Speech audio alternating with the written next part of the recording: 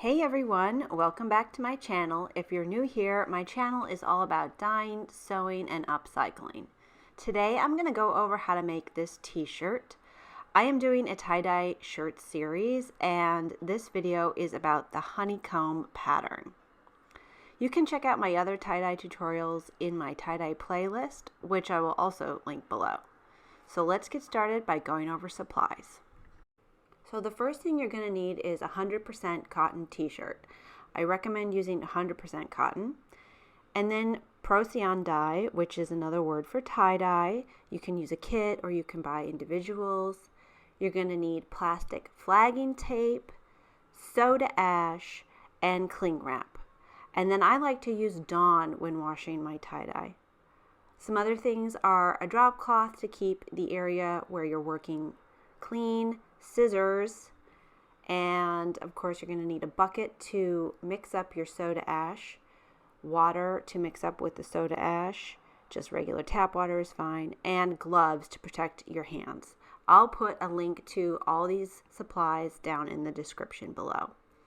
So the first thing is to cut your flagging tape to be a little bit longer than the horizontal length of your t-shirt. And then I'm going to start by putting the back on top and rolling that flagging tape into the t-shirt like this. I'm going to do half of it starting at the bottom, and then the other half starting from the top to the center. So now I have my two flagging tape strings, and I'm going to carefully start to gather the t-shirt. I'm going to gather it into a donut shape essentially, and I'm just going to keep pulling on the strings to make sure it's gathered as tightly as possible, because the gathering is what's going to give the t-shirt that pattern. So once it's totally gathered, I'm going to tie off the ends of the flagging tape in order to secure it, and I'm just going to tie it as tightly as I can. I really like the flagging tape for this technique because it's smooth and it allows you to really scrunch the fabric really well, and it has a little bit of a stretch, but it will not break, which is really nice when you're gathering.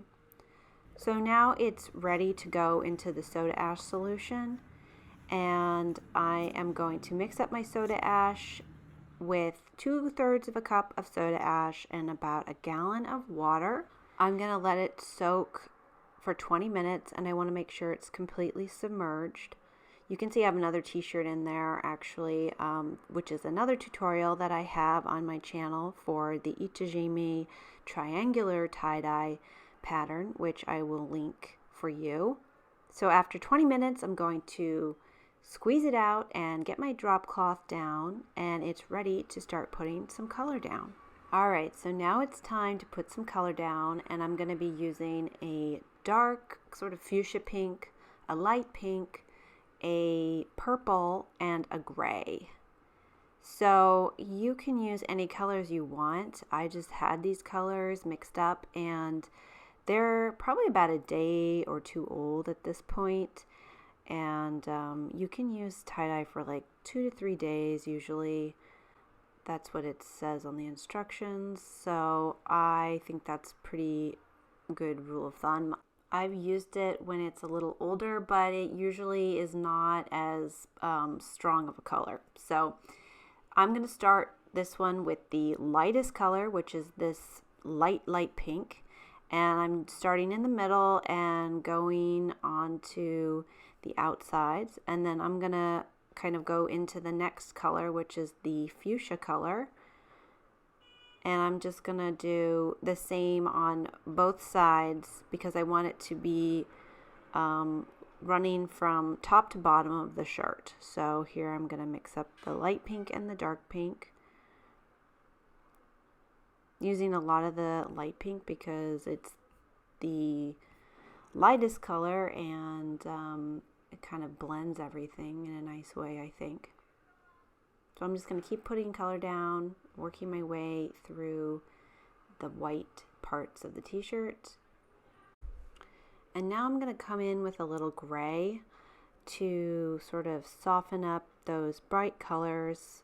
I really like to work with grays when I'm doing tie-dye. I think it's like a really nice touch to sort of make it a little bit softer. So I'm going to add grays.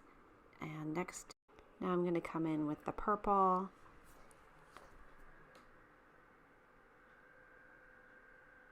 Just going over all of the white space to make sure that I'm getting enough dye on there, because it's bound really tightly and I want to make sure that there's color on the ends of the t-shirt. So where the neck and the hem are, I want to make sure there's enough color. So putting in a little bit more purple and then more of the light pink, just to kind of blend it all together. So once I get it to a place where I think it has enough dye on it, I'm going to put some cling wrap on, and I'm reusing some cling wrap here. If it's covered in dye, I usually don't reuse it, or I'll wash it off, but I like to kind of recycle my cling wrap, just as long as it's just all used for the same thing, of course. So I'm going to wrap it up, and I'm going to let it sit for 6 to 8 hours or overnight, and that is going to let the dyes really start to soak into the cotton and batch. So in the morning I will open it up. Okay, so now I'm ready to open up this honeycomb pattern, and it's been sitting overnight, 6 to 8 hours ish, and I'm going to take the saran wrap off and see how it turned out.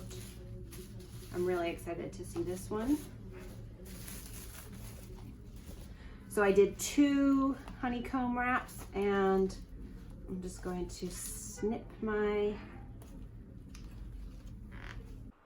So now I'm going to take it apart and be very careful not to cut the t-shirt as I'm cutting the plastic flagging tape, and I'm going to just carefully unwrap it. And you know, the reveal is always the most exciting part of any tie-dye project. I think it turned out really nice with most of the color in the center and the honeycomb pattern and negative space towards the hem and the top of the t-shirt. So I really like the distribution of color going on in the t-shirt. The next thing I'm going to do is rinse it with cold water until the water runs clear, and then wash it on hot with Dawn dishwashing detergent. After I'm done washing it and it's totally clean, I'm going to dry it on hot to set the dye. Be sure to check out my other tie-dye t-shirt tutorials, and I also have tons of tutorials on ice dyeing and shibori on my channel, all kinds of fun dyeing tutorials. Here you can see the pattern after it's been washed and dried, so the color has faded a little bit because it's not wet.